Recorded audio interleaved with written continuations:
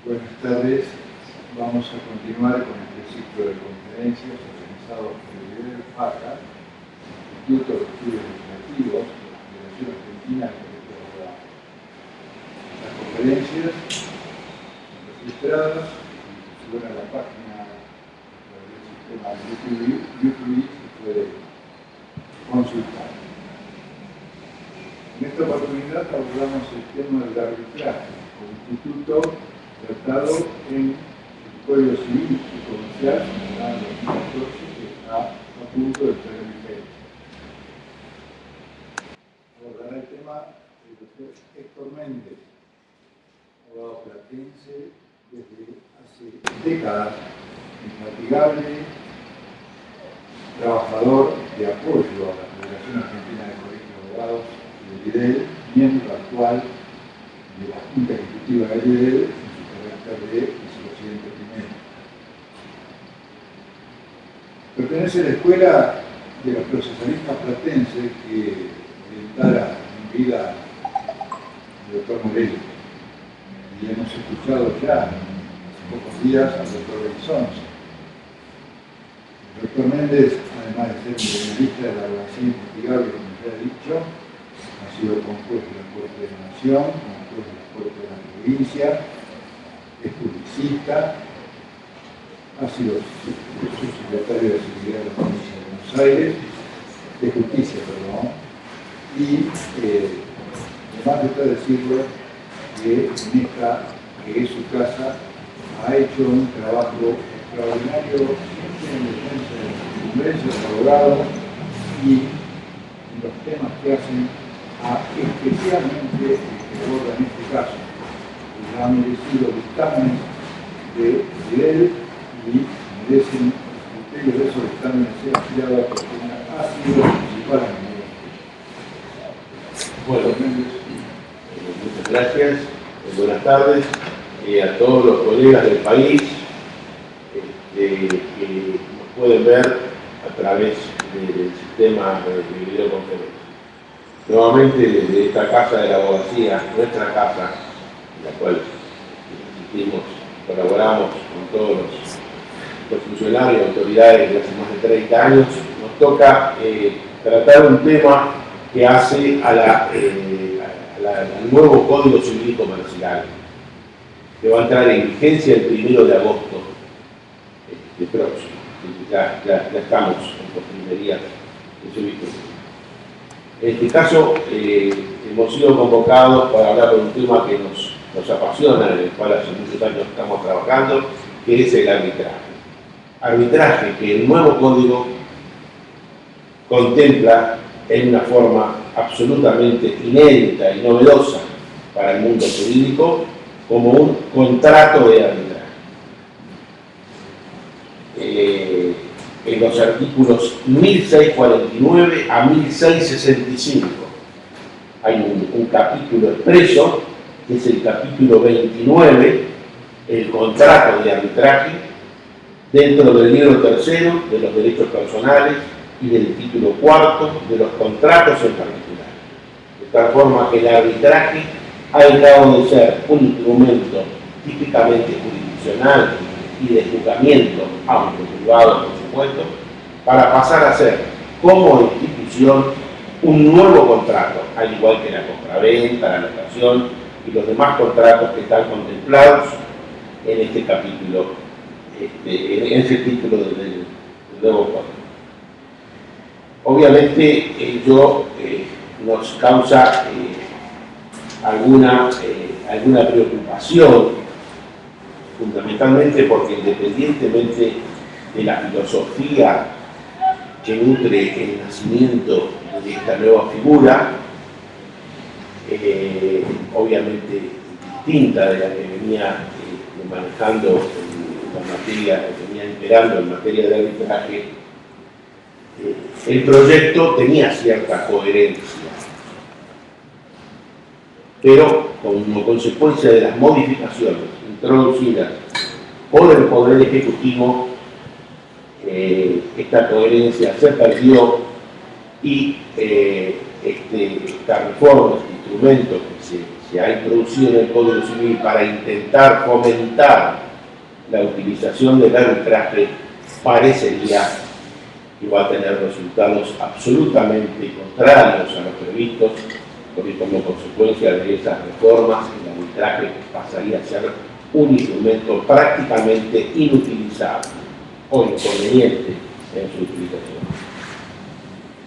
Este nuevo encuadramiento del arbitraje como un contrato de arbitraje, nosotros le decimos un nuevo contrato de justicia, porque el arbitraje es justicia, así que tomamos la delantera en el mundo, tenemos el contrato de justicia, en algo tiene, pero en algo tenemos que innovar y poder llevar la delantera, que no lo podemos hacer.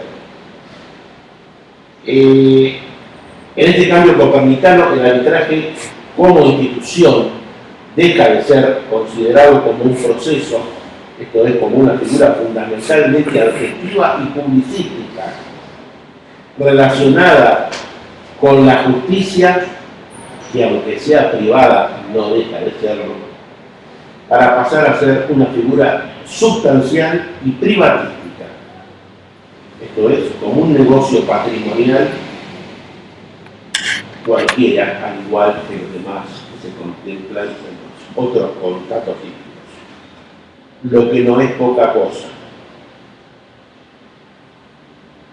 El arbitraje, al dejar de ser jurisdicción, o fundamentalmente jurisdicción, y pasar a ser lisa y llanamente considerado como un contrato, pasa así de la órbita publicística en la cual se lo encasillaba hasta ahora, es decir, en materia procesal, para encasillarse directamente como un instituto privado, que pareciera que exclusivamente se tiene en cuenta la autonomía de la voluntad de las partes y el interés exclusivo de ellos. La historia del arbitraje marca una constante puja en cuanto a su caracterización y esencia, entre dos posturas, que no vamos a reseñar obviamente los antecedentes, pero vamos a intentar sintetizar. La postura contractualista, en la que obviamente se ha cortado, arropado el nuevo código, y la jurisdiccionalista, según la influencia que tiene en el arbitraje la consideración de la autonomía de la voluntad, por la influencia, o su carácter de instrumento de justicia para la función jurisdiccional. Luego de una discusión de siglos, a partir de la segunda mitad del siglo pasado, como consecuencia de dos hitos internacionales que le han dado un verdadero empujón en un renacimiento claro del arbitraje, que son la Convención de Nueva York del año 58 y la Ley Modelo del año 1975, pareció triunfar una tercera posición, mixta o ecléctica, que reconoce en el arbitraje la influencia de los dos aspectos involucrados, aunque marcando la preponderancia finalista de la postura jurisdiccional. Es decir, que el arbitraje, independientemente de su nacimiento por decisión de las partes, habida cuenta que culmina en un acto de justicia, que aunque sea privada, y vuelvo a decir, no deja de serlo, emanada de un árbitro, pero con la misma autoridad de cosa juzgada y poder ejecutorio de una sentencia de un juez, tiene ese algo más que un mero contrato o un mero acuerdo de voluntades, lo que tiene esa decisión de justicia que solamente puede ser dictada por un juez estatal o, en nuestros casos, por un juez privado al cual el Estado le da las mismas facultades que al juez estatal. El acuerdo de las partes, tanto al consensual esa vía diferente de la judicial y al arbitraje, para resolver los conflictos disponibles como para acordar los procedimientos y ley de fondo aplicable, es obviamente un aspecto trascendente. Si no, en esencia, no habría arbitraje. Sin perjuicio de que nuestra legislación, siguiendo los ejemplos del Código Napoleón, introduce nuestros códigos contemplan la posibilidad de algunos arbitrajes obligatorios, llamados arbitraje obligatorio legal. Se considera en esencia en el mundo jurídico que el arbitraje típico es aquel en el que las partes deciden voluntariamente transitar por esa vía, dejando de lado la vía judicial, que es la que el Estado pone a disposición de todos los particulares, sea un arbitraje interno o un arbitraje internacional.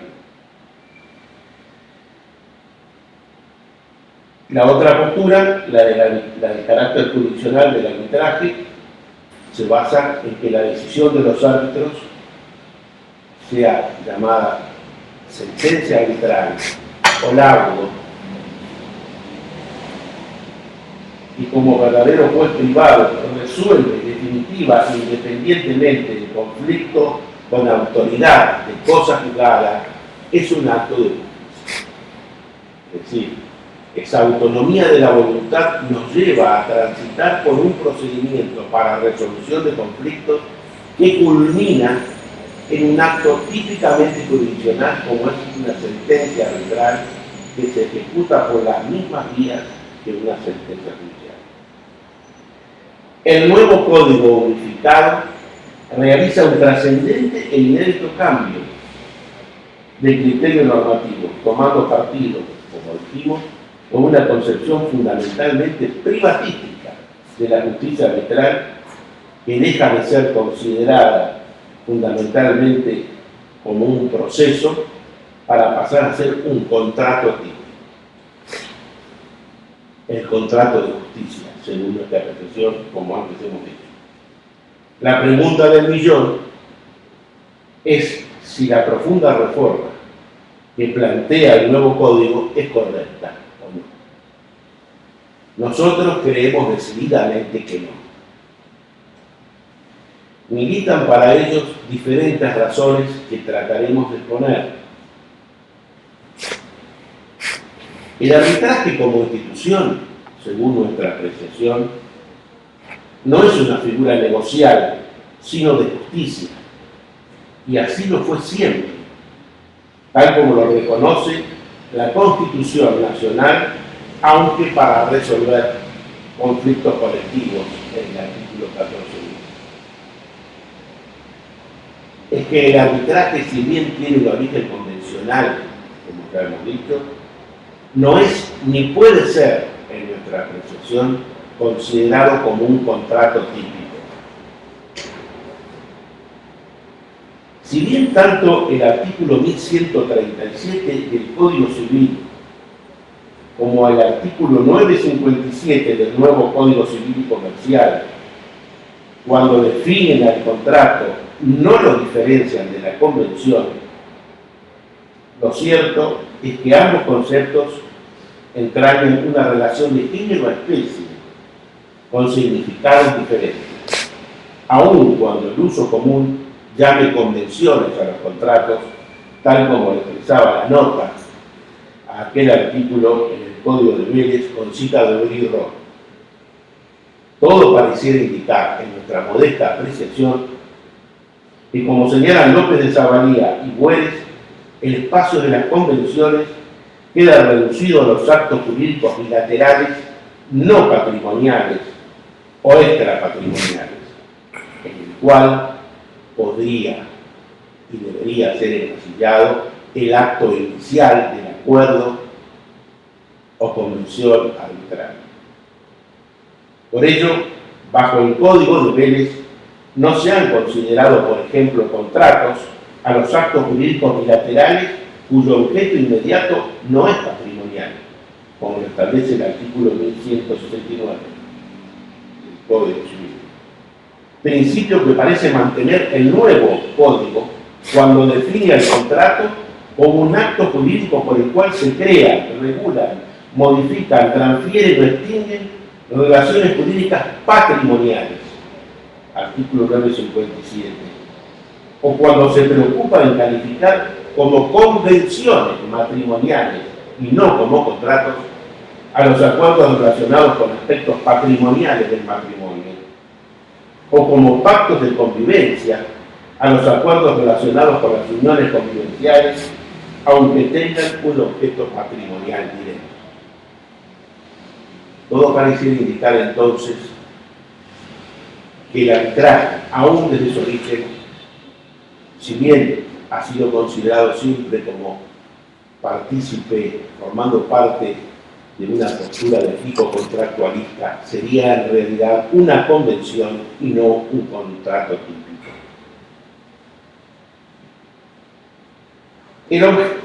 El objeto de un acuerdo o convenio arbitral, sea bajo la forma de una cláusula compromisoria que se celebra antes de que se acuerdan de las partes antes de que se produzca un conflicto, incluida en un contrato o en un acuerdo independiente, no se relaciona directamente con las obligaciones sustanciales que emergen de ese contrato, que lo contiene o al que se refiere, sino con la obligación esencialmente extrapatrimonial, aunque tenga indirectamente trascendencia patrimonial, consistente en el deber, la obligación unilateralmente irrenunciable y no convertible en dinero, en indemnización dineraria, de resolver por vía del proceso arbitral,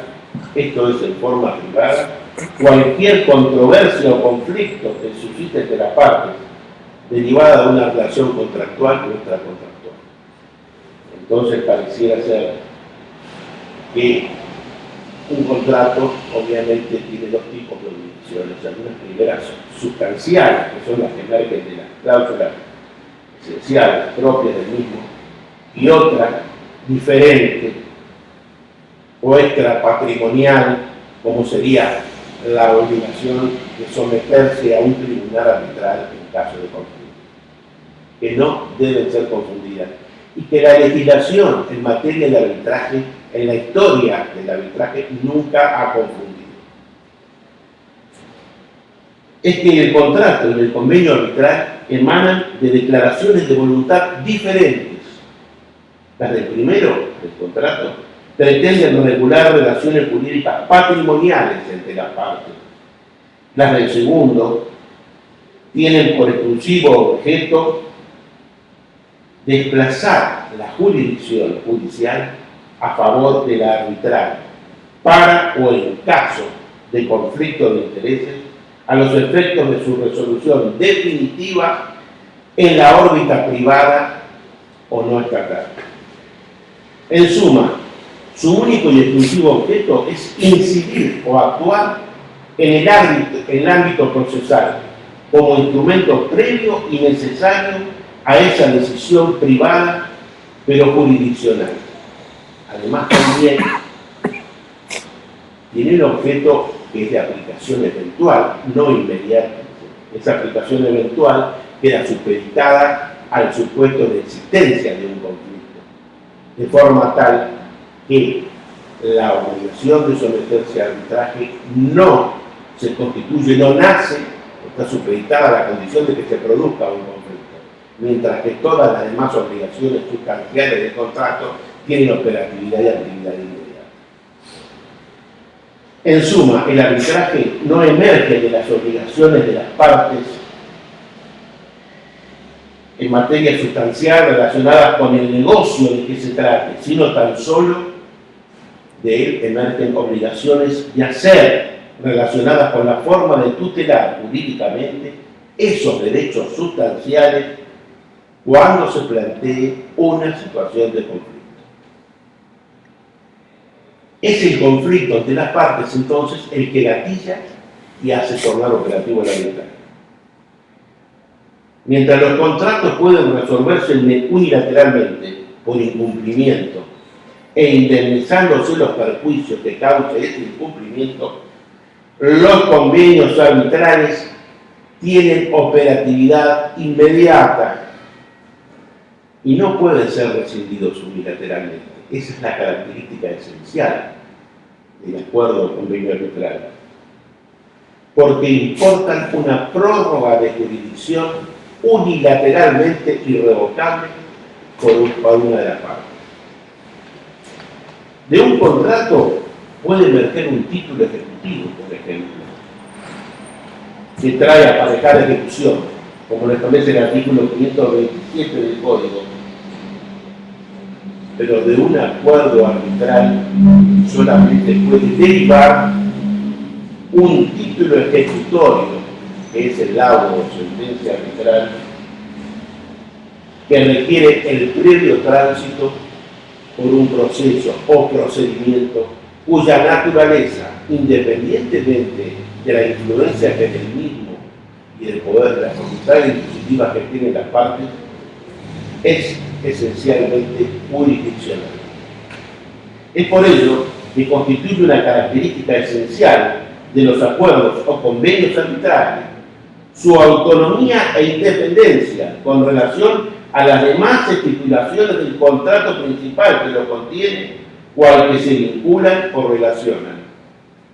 Por ello, en materia de arbitraje, rige el principio de autonomía del acuerdo o convenio arbitral con respecto al contrato que lo contiene.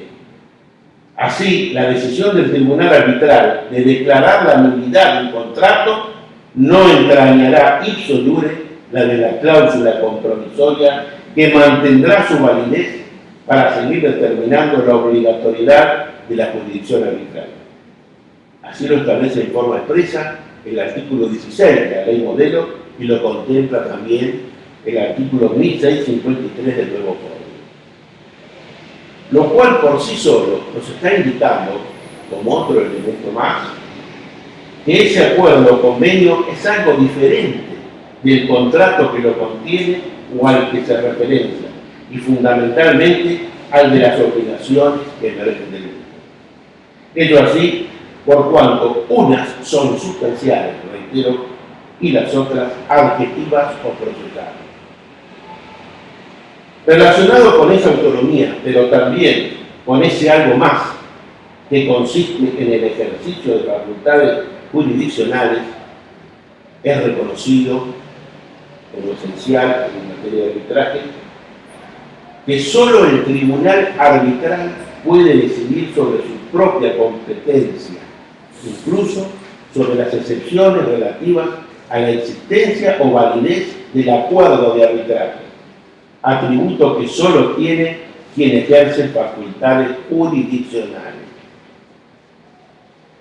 No es la sola autonomía entonces de la voluntad ni ningún contrato, sino la ley, la que puede conferir a particulares el ejercicio de funciones jurisdiccionales propias de la soberanía de los estados, magüer le disguste a muchos liberales que ven en el arbitraje un instrumento para hacer negocios más que un instrumento de justicia. Y el dictado de decisiones resolviendo conflictos de intereses con la autoridad de cosas juzgadas, aunque impulso de las partes. Las partes no crean por sí solas la jurisdicción privada, arbitral, sino que se limitan a ponerla en marcha en base a esa previsión legal que aquí lo permite. Solo quienes ejercen funciones jurisdiccionales tienen la obligación de revelar las circunstancias que puedan dar lugar a dudas justificadas sobre su imparcialidad e independencia, habilitando su recusación en caso contrario, y tienen la obligación de denunciar las circunstancias que puedan dar lugar a dudas sobre la misma. Es decir, pareciera que estamos frente a la figura del árbitro, que no es un simple contratado, hay algo más.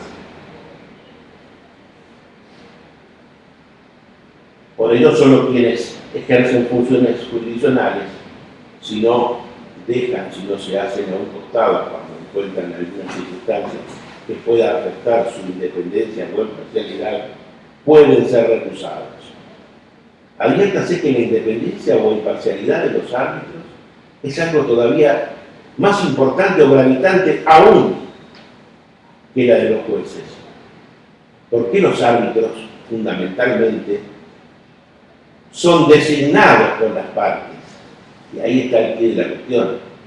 El hecho de que sean designados por las partes no significa que por ello pierdan o deban perder su necesaria autonomía e independencia. Eso exige de los árbitros tal vez algo más, un plus más que cualquier juez estatal que ha sido designado para resolver todo tipo de conflictos. Y ello nos tiene que permitir diferenciar también y no confundirnos que el hecho de que la parte lo haya designado por puesto y aunque tenga que pagar sus honorarios, no permite que se lo considere como un contratado más, como lo hace el código, el nuevo código, como lo veremos más adelante. Solo debe respetar las reglas del debido proceso previo al dictado de la resolución jurisdiccional quien dirige un proceso jurisdiccional, no un simple contratado.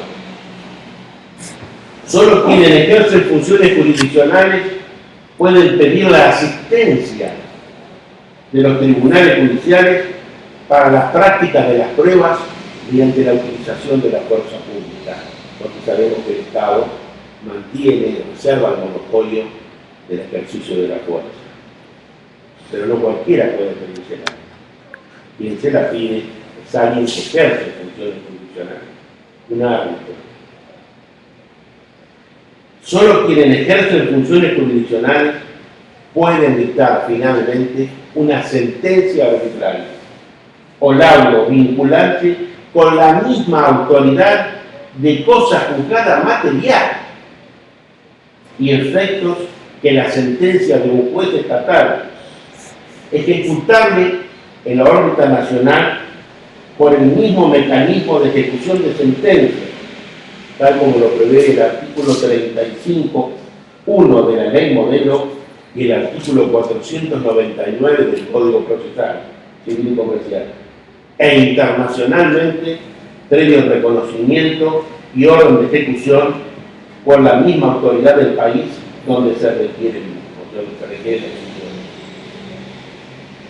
Y solo quienes ejercen funciones jurisdiccionales pueden dictar también medidas previas o cautelares, anticipando o asegurando el dictado de esa decisión jurisdiccional que las partes le han encomendado dictar. Solo quienes ejercen funciones jurisdiccionales pueden imponer también a las partes las costas del proceso arbitral. Es que si bien las partes son las que designan directa o indirectamente a los árbitros, porque este puede ser designado por un tercero o por una institución arbitral,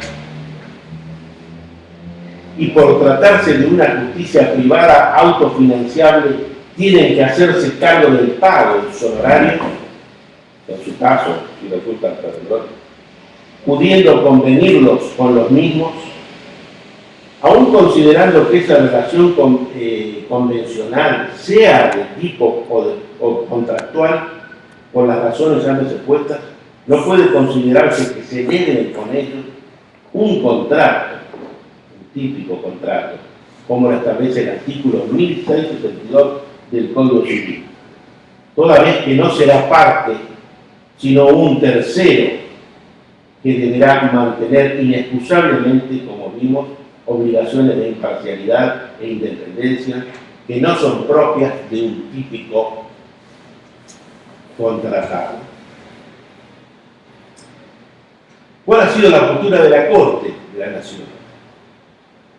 Bueno, a lo largo de muchos años, la Corte de la Nación ha reconocido en reiterados fallos el carácter jurisdiccional del arbitraje, aclarando que el arbitraje es jurisdiccional por su naturaleza.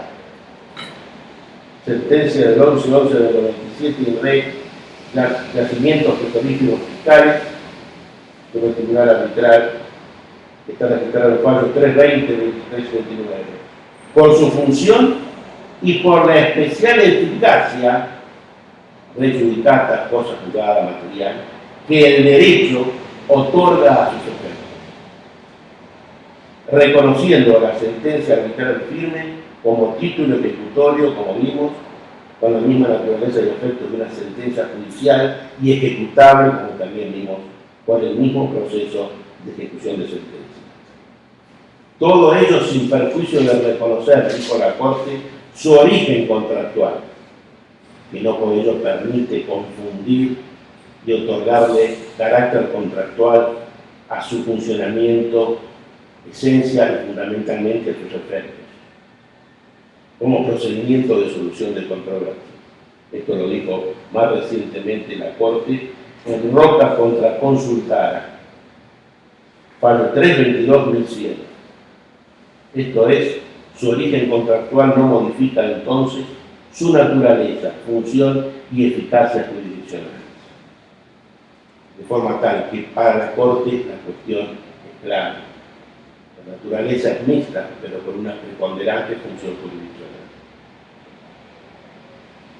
Ahora veamos qué fuentes ha tomado el proyecto para hacer como lo hizo y volcarse decididamente por la reglamentación del arbitraje en un código de fondo, como un contrato de arbitraje. En los fundamentos del proyecto se dice que se han tomado como fuentes el Código Civil de Quebec, bien, lo fuimos, la ley modelo y la regulación francesa de enero del 2011 que aprobara un nuevo régimen para el arbitraje, pero manteniéndolo dentro del Código Procesal Civil. Entonces, ello nos obliga a analizar estas fuentes, a ver si realmente lo que se dice en los fundamentos es correcto. Pues bien, el Código Civil de Quebec, parte francesa de Canadá, que se rige por el sistema del siglo, reglamenta exclusivamente en el capítulo 18 lo relacionado con los acuerdos o convenios arbitrales, en 6 artículos, 2006-38 a 2006-46. Y esa es la única regulación que hemos visto que considera al acuerdo arbitral y no al arbitraje como institución, solamente al acuerdo como un contrato, utilizando ambos términos como sinónimos. Mientras que el procedimiento arbitral se rige en Quebec por lo convenido por las partes en el contrato o por el Código Procesal Civil de Quebec, no por el Código Civil. En Francia, que es el país con la doctrina y jurisprudencia más liberal del sistema, dentro del sistema de derecho escrito continental europeo en materia de arbitraje, el Código Civil francés regula en 3 artículos, según la última versión consolidada al 15 de diciembre de 2011, que son los artículos 2059 a 2061, lo atinente al arbitraje. Pero no todo el arbitraje como institución, sino que esta regulación trata en el título 11, que se denomina del compromiso, limitándose a solamente algunos aspectos del compromiso arbitral, como son la arbitrabilidad subjetiva y objetiva, es decir, qué cosas pueden ser arbitradas y quiénes son los que pueden hacerlas comprometer. Además, ya que se ha citado a la legislación francesa con fuente, cabe señalar que esta propia legislación francesa limita la cláusula compromisoria a los contratos concluidos en razón de una actividad profesional, mientras que antes del año 2001 establecía la nulidad de toda cláusula compromisoria que no estaba establecida por ley. quiere decir que estamos en lo que tomamos como modelo, la legislación que tomamos como modelo tal vez pueda ser considerada aún más atrasada que todas las legislaciones hispánicas derivadas del sistema hispánico, que siempre reconocieron al arbitraje un carácter netamente constitucional, no limitaron en absoluto la cláusula compromisoria, ni tampoco requirieron en ningún momento la homologación del laudo que se dicte por parte de la autoridad judicial alguna.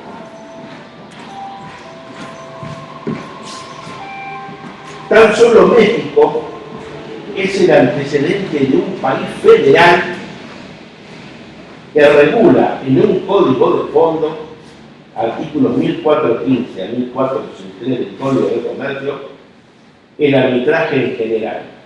Esto es, tanto el acuerdo o convenio como otras normas de procedimiento.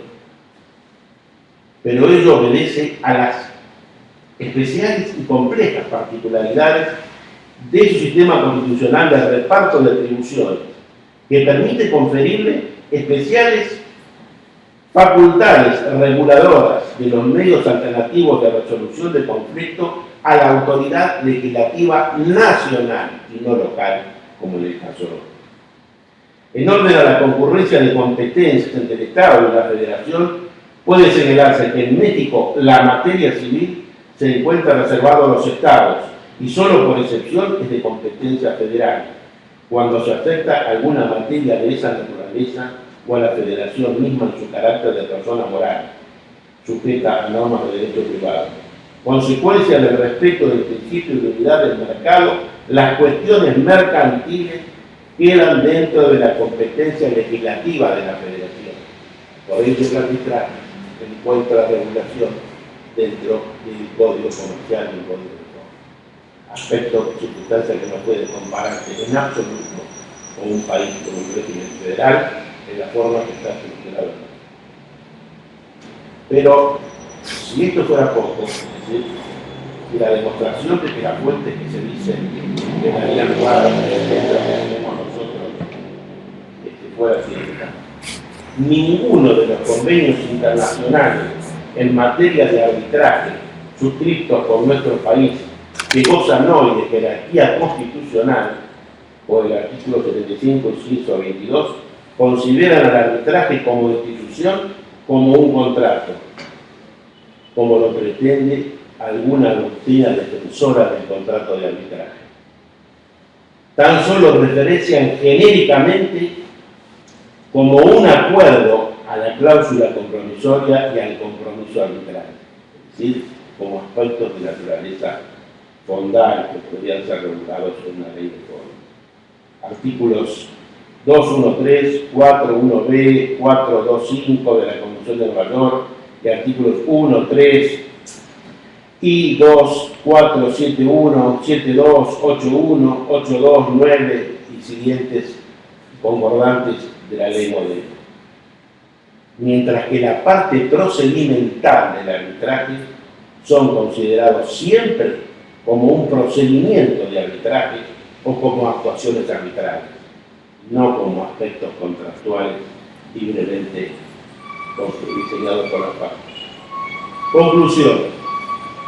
El arbitraje como institución no es un contrato, ni siquiera el acuerdo o convenio arbitral típico que gatilla, que lo habilita, tampoco puede ser considerado como un contrato típico, sino como una convención. Ninguna de las fuentes citadas regula la institución de arbitraje como un contrato de arbitraje, sino que contempla la expresión de acuerdo o convenio de arbitraje para referirse tan solo a la cláusula compromisoria y al compromiso arbitral, y no al procedimiento o proceso arbitral. Ninguno de los sistemas prevé la regulación de aspectos procedimentales en un código de fondo, como lo hace nuestro, salvo el caso especial de México antes indicado. Razón por la cual, como hemos dicho anteriormente, este capítulo resulta inédito.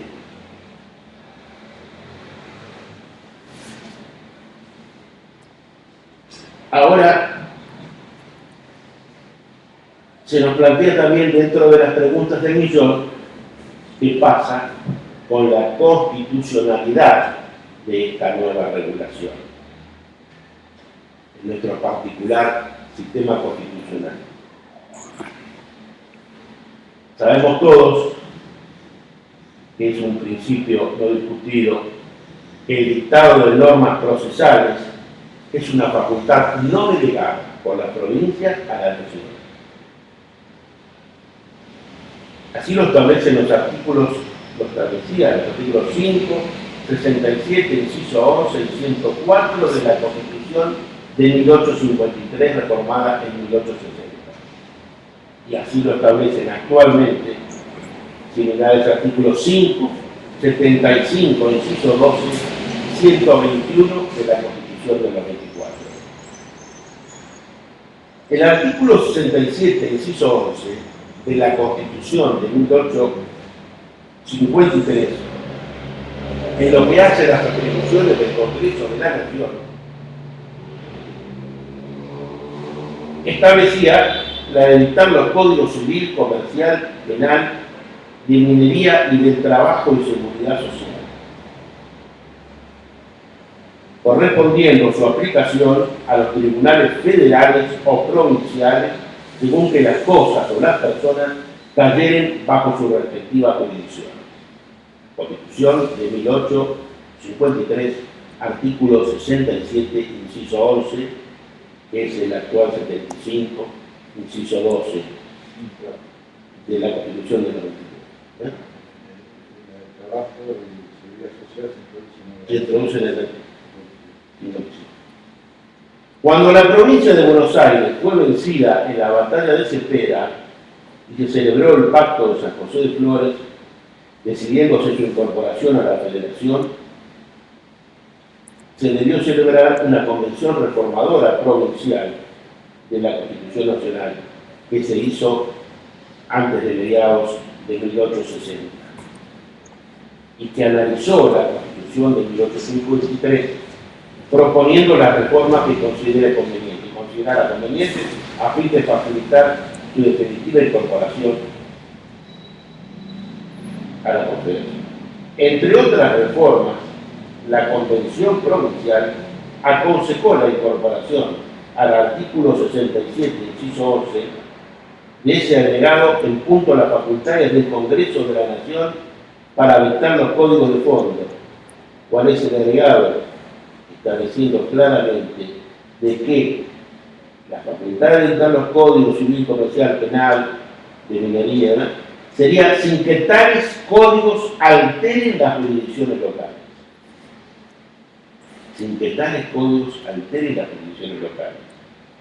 Habiéndose entendido que esa jurisdicción que no se podía crear, no era solo para el juzgamiento, sino también para el dictado de normas procesales. Es decir, la provincia dejó a salvo, señores, la facultad de dictar los códigos civil, comercial, penal y demás, es atributo de la nación, que las provincias le han delegado. Pero sin que ello altere las jurisdicciones locales, jurisdicción tanto para juzgar como para dictar normas de juzgamiento. Y organización de tribunales, obviamente. Fue así que las provincias procedieron al dictado de sus códigos provinciales, en todos los cuales tienen un capítulo dedicado al juicio de árbitros, a la arbitraje de juicio de árbitros y otros de admirables componedores, siguiendo la tradición española.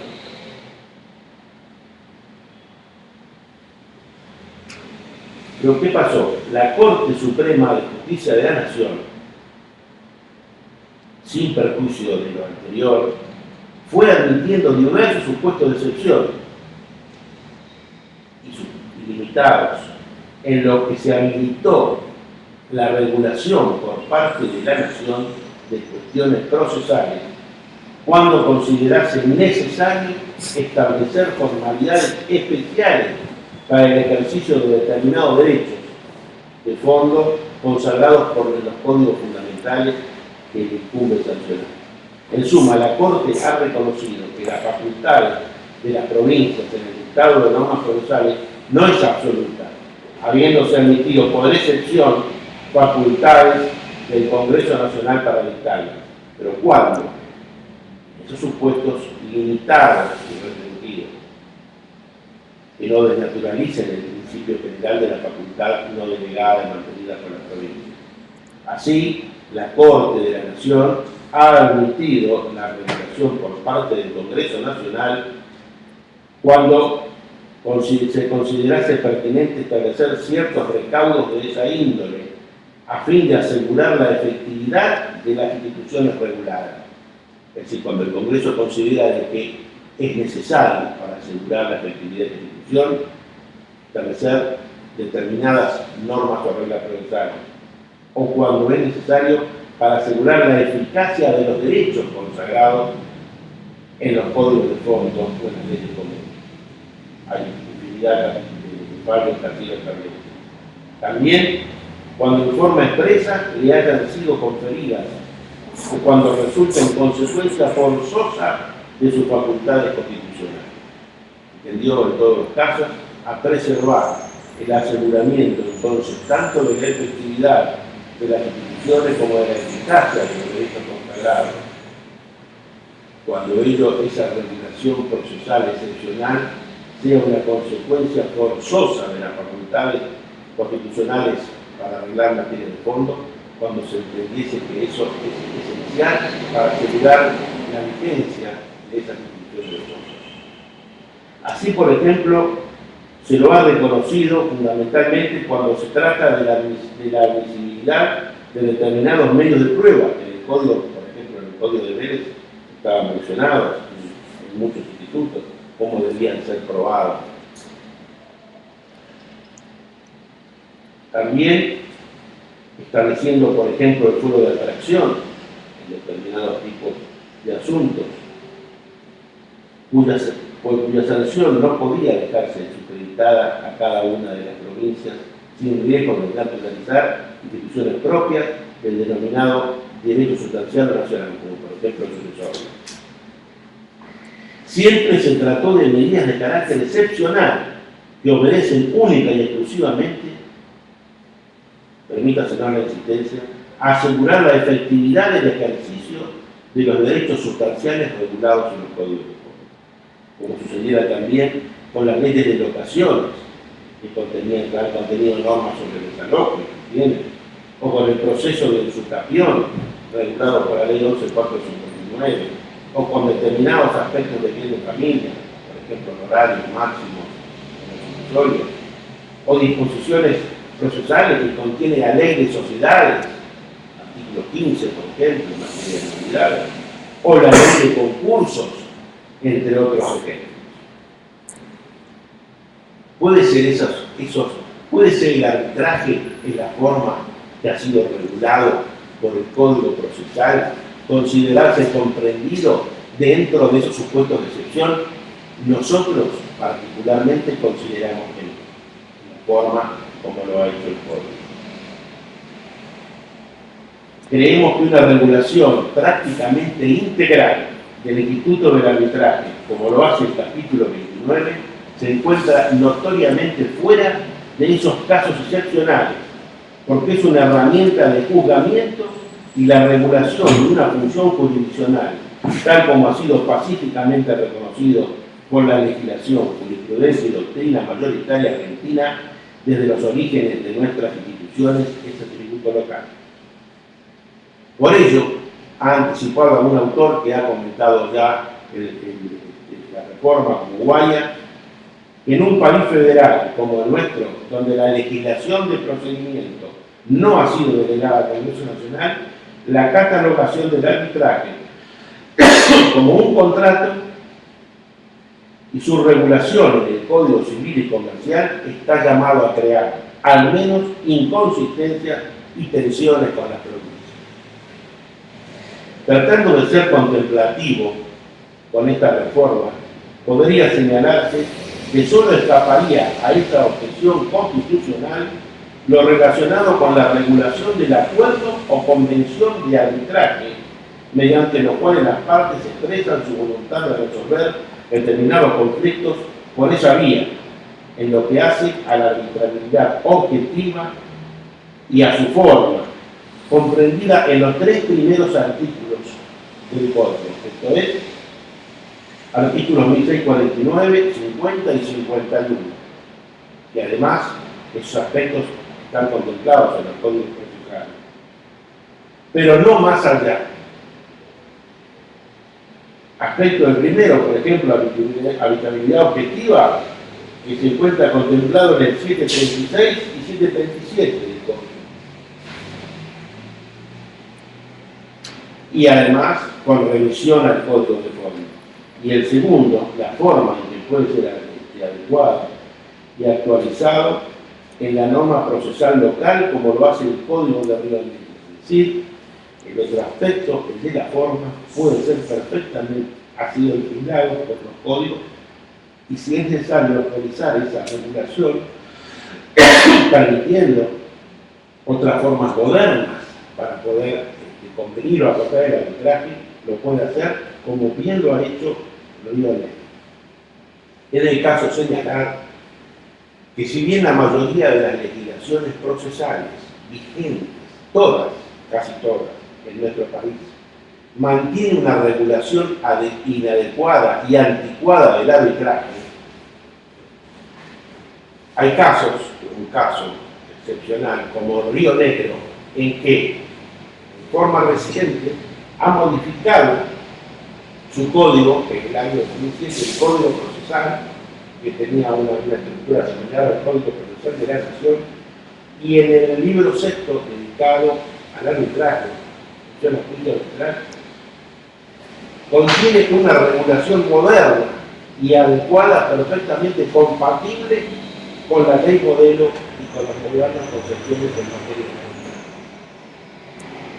Cabe señalar también que hubo en trámite, precisamente para sanear los efectos de esa desactualización del arbitraje en la regulación argentina, que se aplica tanto para el arbitraje interno como para el arbitraje internacional, varios proyectos de leyes a partir del año 2001.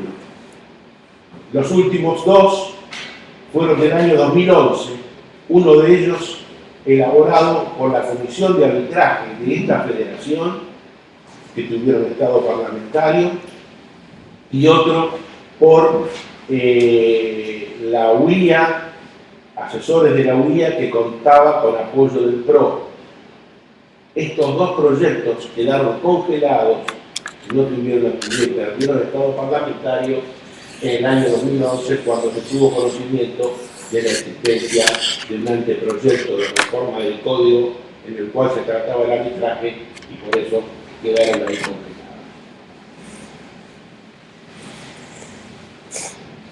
¿Qué es lo que va a pasar? Y evidentemente, por la forma particular en que ha quedado redactado, que vamos a ver si podemos llegar a hablar algo de eso, es posible que el arbitraje no tenga una adecuada organización. Es posible también que alguna provincia, como por ejemplo Río Negro, se pueda considerar tentada para iniciar alguna acción de inconstitucionalidad con respecto a esa regulación excesiva hecha por un código de fondo que afecta a sus competencias y que deja en letra muerta una redacción, un texto moderno de arbitraje como aprobó hace muy poco. Nos preguntamos si será posible que exista una declaración de inconstitucionalidad por parte de la actual Corte, siendo que dos de sus actuales integrantes han participado y han sido miembros de la comisión redactora de este nuevo código, lo cual suscitará una incompatibilidad decisoria que tal vez habilite su oposición en algún momento que esto sea realizado. Pero lo cierto es que en la forma en que quedó redactado y como consecuencia de las modificaciones introducidas por el Poder Ejecutivo cuando recibió el proyecto, el arbitraje tiene un futuro muy sombrío. No voy a detenerme en el análisis particular de todo el articulado, solamente referenciar algunas cuestiones que como consecuencia de esas modificaciones han desestructurado o hecho perder la cohesión que tenía el proyecto original. Por ejemplo, lo que hace a las cuestiones, las controversias que se excluyen del arbitraje, se han excluido las cuestiones relacionadas con los derechos de usuarios y consumidores, los contratos de adhesión, lo cual en materia de derechos de usuarios y consumidores afecta o tiene relación con qué pasará con entidades que en este momento están funcionando, que organizan y tienen implementados y no en funcionamiento arbitrajes de consumo, que ahora no podría ser pactado.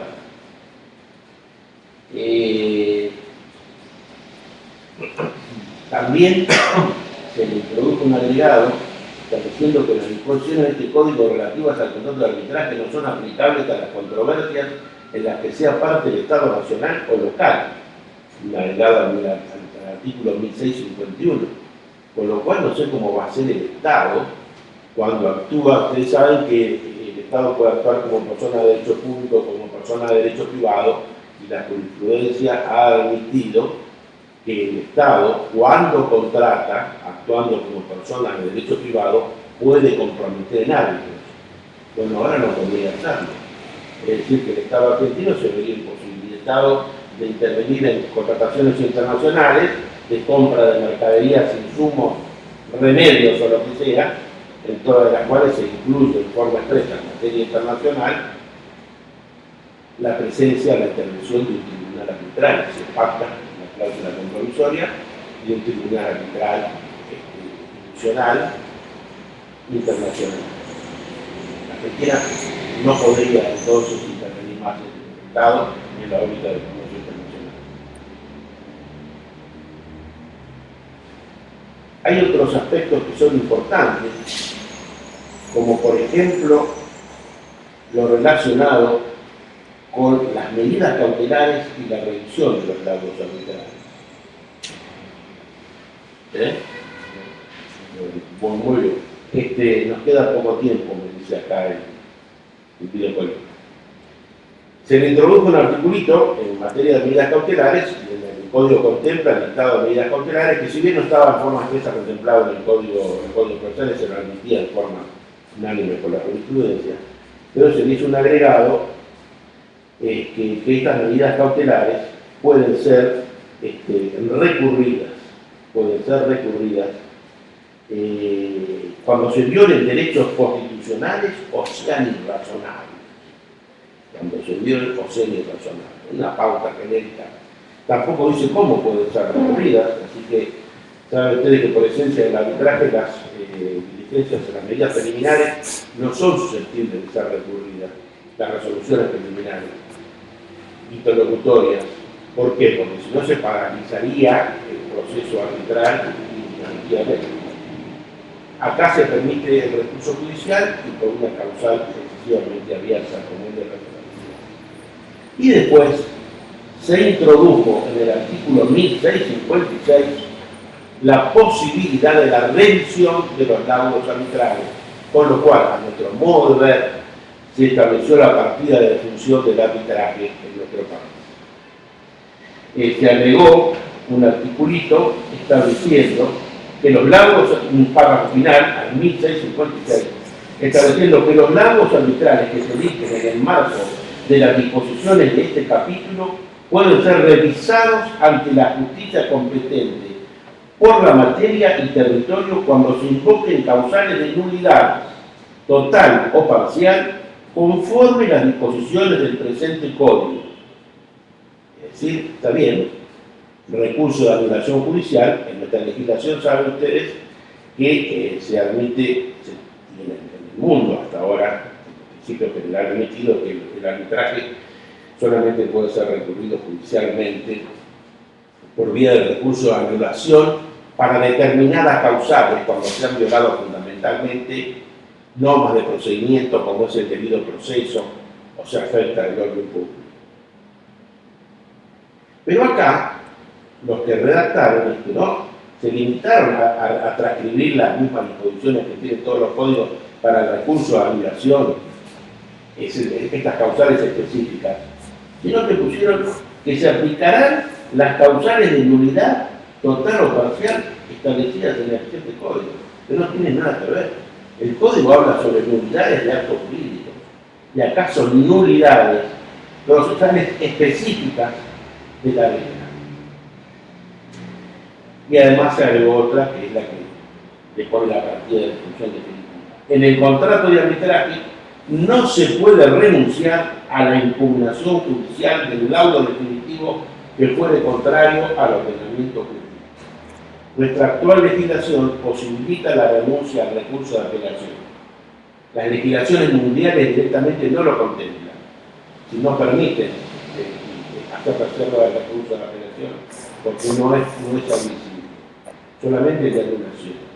Acá se establece que la posibilidad que tienen nuestros códigos actuales de que las partes se pueden reservar el derecho a la impugnación no es renunciable, ¿sí? Las partes no pueden renunciar a la apelación. ¿Pero por qué causales? Cuando el laudo definitivo fuera contrario al ordenamiento jurídico. Miren la amplitud de este concepto. Es decir, que siempre y cuando que la parte considere que el laudo es contrario al ordenamiento jurídico, tiene abierta siempre, aunque no hubiera renunciado, la posibilidad de un recurso de apelación. Por lo cual, todo aquel que pierda un arbitraje se va a ir en apelación a la justicia ordinaria.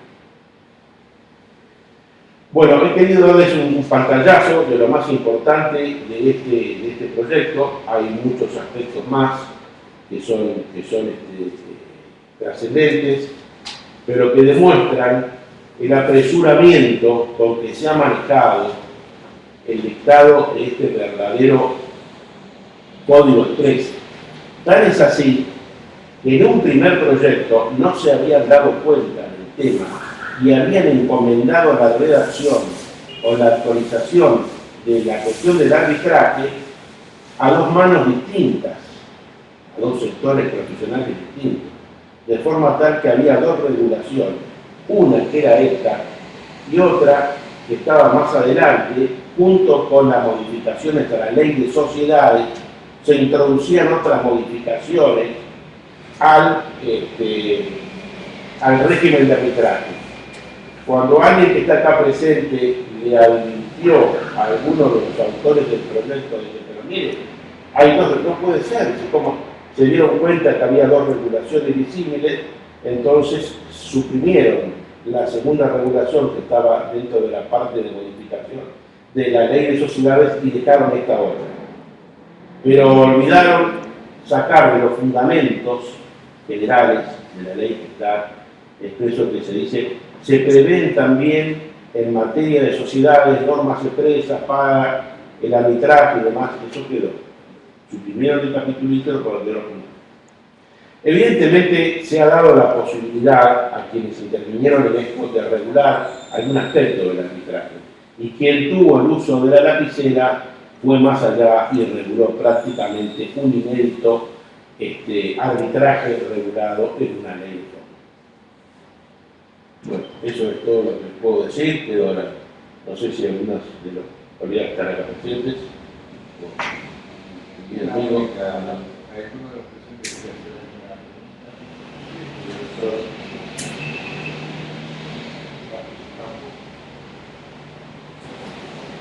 De acuerdo a lo que dice el doctor Méndez, el arbitraje es un instrumento jurisdiccional que se ha usado hasta ahora muy poco. Con esta regulación se va a usar menos. ¿Cuál es el objetivo que ha tenido el legislador, o en este caso el criterio suyo, ¿no? Me llama la atención que haya, de alguna medida, hecho más difícil el manejo del arbitraje, ¿no es cierto? En vez de facilitar en una legislación moderna, ¿cuál ha sido el objeto de haber, digamos, llevado el arbitraje a un contrato casi pareciera inaplicable? Casi pareciera inaplicable. Y la otra pregunta sería, ¿cuáles fueron las reformas que hizo el Poder Ejecutivo? Sí, el objeto, la explicación está porque hay un choque de dos corrientes y de dos posturas y de dos manos en las relaciones. El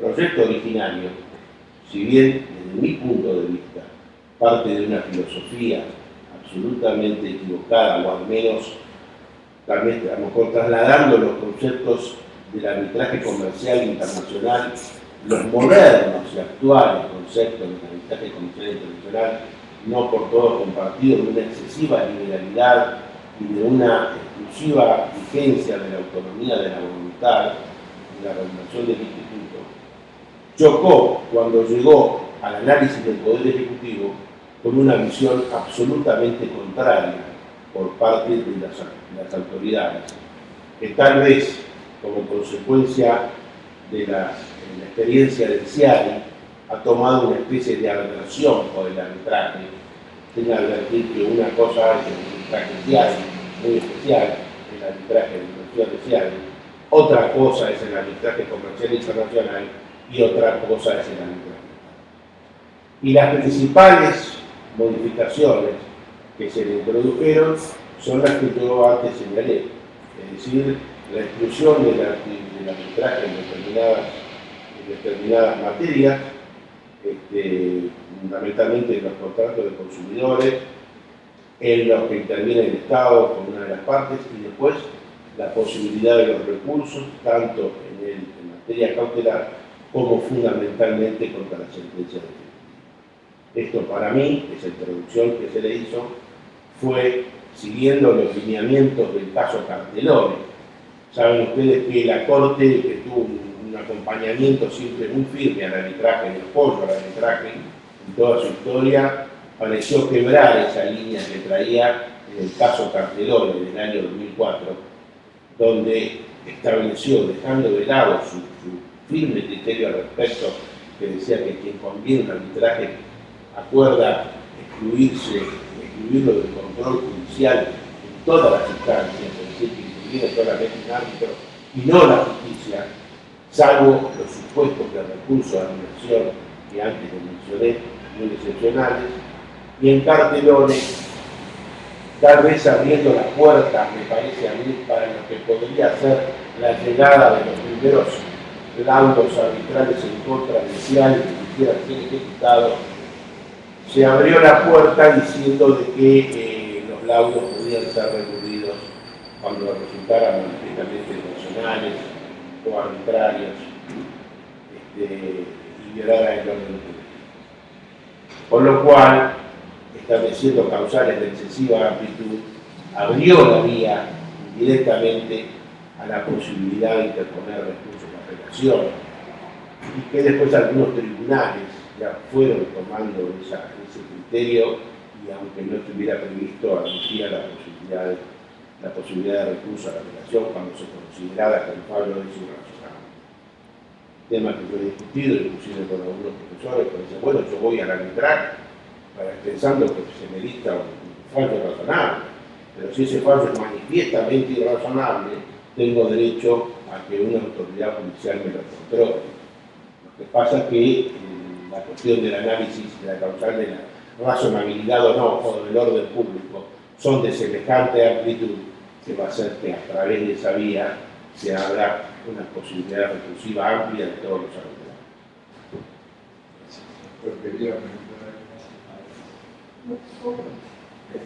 Gracias, profesor. Y me pareció entender, a lo mejor entendí mal, que a raíz de la aparición de este título y este capítulo de arbitraje, el Estado se pone como un corsé a participar en otros arbitrajes por el hecho que sancionó esto en el nuevo Código Civil Comercial Unificado.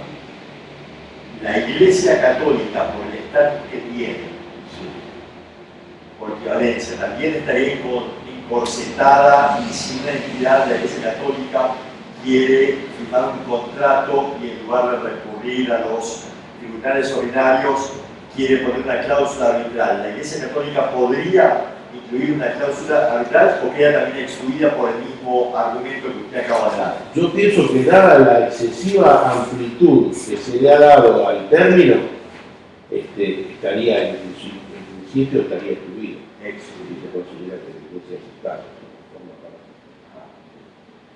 Gracias.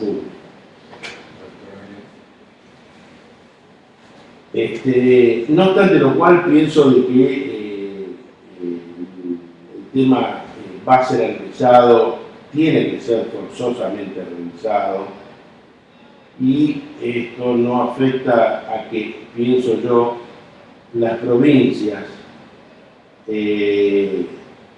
conocedoras de la reserva de las facultades para regular en materia procesal y en materia arbitral, dicten normas procesales, adecuando en cierta forma la redacción del Código Civil a las particularidades locales, lo cual a lo mejor posibilitaría flexibilizar en cierta forma lo que podría ser alguna interpretación excesivamente dura. El original Código de Comercio argentino, artículo 156, preveía el arbitraje para todo conflicto relacionado con los accidentes. El artículo 2010 del Código de Comercio, de ese mismo código, una vieja ordenanza del Código llegada ahí, también preveía la resolución de los conflictos provocados por el consumo de una tener que ver con la actividad. Curioso, ¿no? Porque ahí se da legislación de fondo, no tiene mecanismos que imponen el mecanismo arbitral como forma de solución. En esa legislación de fondo no es que era una opción ante el procedimiento jurisdiccional estatal, sino el único previsible. Supuesto que las reformas posteriores señalaron todo esto, y además no sería un debate intenso en la aplicación del derecho de comercio, porque rápidamente los tribunales jurisdiccionales asumieron poco a poco esto y creados los juegos especiales, trabajos sociales, nadie discutió. Igual no se regulaba el procedimiento, que se debía abrir el arbitraje. Y el arbitraje estaba impuesto como mecanismo de solución, pero no confundiendo esto con un contrato. O sea, tiene gravitación dentro de los contratos. Es decir, acá se repite algo que en esta magnificación de lo que es la tipificación de los contratos se da con el contrato de consumo, que no forma parte del capítulo de los contratos en particular, pero tampoco está definido como otra cosa en toda la mecánica de tratamiento de un contrato en particular.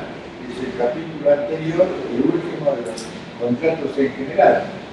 ¿De qué se regula en el Código Civil Comercial?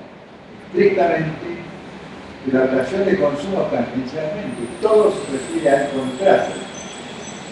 Creo que abordó ya el doctor Pie de Casa finalmente en una clase anterior, y en esto se da la misma confusión.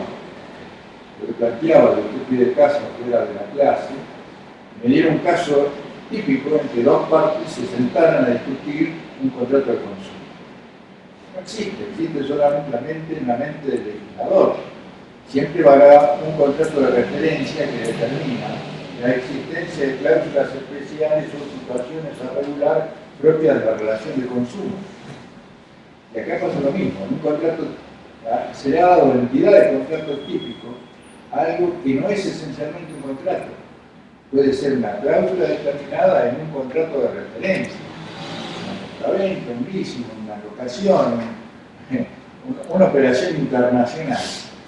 Y esto tiene enorme gravitación cuando es un país que tiene gran dependencia de grandes empresas internacionales que imponen todas las condiciones de contratación. El comercio internacional está potenciado en las relaciones internas de tal manera que puede imponer las cláusulas que quieran en sus contratos en sus relaciones con las empresas locales. Y pueden imponer de esto un mecanismo que va en detrimento de la soberanía nacional en la institución. Volviendo nuevamente al tema de la iglesia, yo pienso de que no, dada la forma como está redactada la norma, que sean parte de los estados nacionales o locales. Si bien la iglesia, el derecho público, no es el estado nacional y local, con lo cual podría utilizar una cláusula. Perfecto. Al igual que una entidad de derecho público que no se considere estatal, como se trata, por ejemplo, el colegio. Pero el Estado en sí mismo, nacional o local, las empresas de Estado, creo yo, no podrían hacerlo. Gracias. ¿La cosa mixta? ¿IPF, por ejemplo? Y depende cómo se rija. Si se rige por las normas del derecho, sí. Si se rige por normas de derecho privado, podría ser. Si se rige por normas de derecho público, no. Yo pienso que igual esto va a ser modificado o va a haber alguna... Lo que pasa es que entiendo que lo que se ha querido poner es la prohibición, creo, tal vez, de convenir la intervención del arbitraje de inversiones, pero sin denunciar la Convención de Washington. Ustedes saben que la adhesión de la Convención de Washington es la que permite la posibilidad de recurrir al CIARI si es que hay algún convenio, algún BIPS, algún convenio especial. Argentina celebró 58 convenios estableciendo cláusulas arbitrales en todo. No lo denunció actualmente, hasta el momento, pero como en esto hubo varias manos, y la mano que estuvo del lado del Poder Ejecutivo era muy crítica del arbitraje, no solamente del arbitraje, no del arbitraje comercial, o menos aún creo del arbitraje doméstico, sino fundamentalmente del arbitraje de inversiones, han hecho esa redacción tal vez un poco, sin darse cuenta, un poco genérica, que le impediría al Estado pactar arbitraje cuando interviene como persona de derecho privado. Cuestiones comerciales, no de derecho. Muchas gracias. Han sido ustedes muy amables. Muchas gracias en especial, doctor Méndez, siempre ha sido un animador de este. Bueno, gracias a todos ustedes y buenas tardes. Gracias.